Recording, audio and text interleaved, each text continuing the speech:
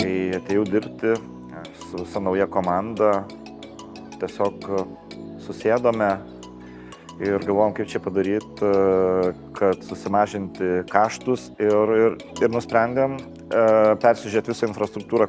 Pradėjom nuo tokių energetikos sektoriaus projektų peržiūros, kur galima pateikti, pasidarėme energetinį auditą. Fokusavomės į tokias dvi, sakykime, sritis. Tai yra viena yra elektros gamyba, todėl kad elektra buvo labai brangi. Kita sritis tai buvo pastato apšiltinimas. Tai vienas iš tų projektų buvo saulės elektrinė.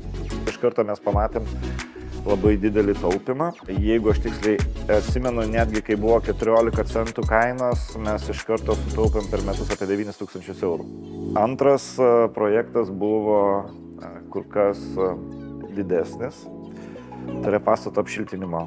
Viena iš dalių renovacijos buvo langai, kurie yra žalieji. Labai neblogai užlaiko ir šilumą, ir vėsą, ir taip toliau.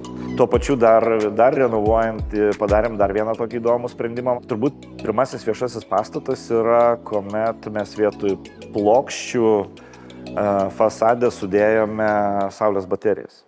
Pats pastato fasadas, kuris yra, jisai tą energiją gamina nepriklausomai nuo metų laiko, nes jisai neapsninga, jeigu iš pietų yra ta saulė pakyla žemai ir tada tiesiai statmenai praktiškai į fasadą šviečia, jeigu nėra kokių tai kliūčių. Parama tikrai yra pasiekiama, tik tai reikia susidėlioti savo mintis ir savo planus taip, kad ją galima būtų pasinaudoti.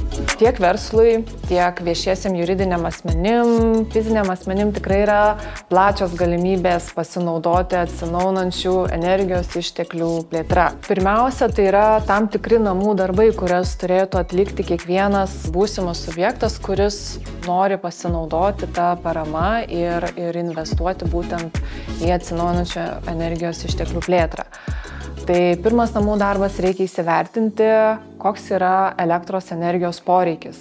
Antras namų darbas būtų įsivertinti, kur turėtų stovėti būtent ta elektrinė. Jeigu, sakykime, žiūrint plačiaja prasme ir iš tos strateginės pusės, tai kaip visada yra deklaruojama, kad būtent visos Lietuvos tikslas yra didinti vietinės elektros generacijos kiekį. Raginčiau to svarstymo netidėti ir tikrai aktyviai domėtis ateinančią informaciją tiek energetikos ministerijos puslapyje, tiek pačios Invegos puslapyje, nes tikrai yra vykdoma ta proaktyvi komunikacija tam, kad kiekviena institucija, kiekvieną subjektą jinai pasiektų laiku ir tinkamai ir kad tikrai būtų sudarytos plačios galimybės pasinaudoti ateinančiom investicijom.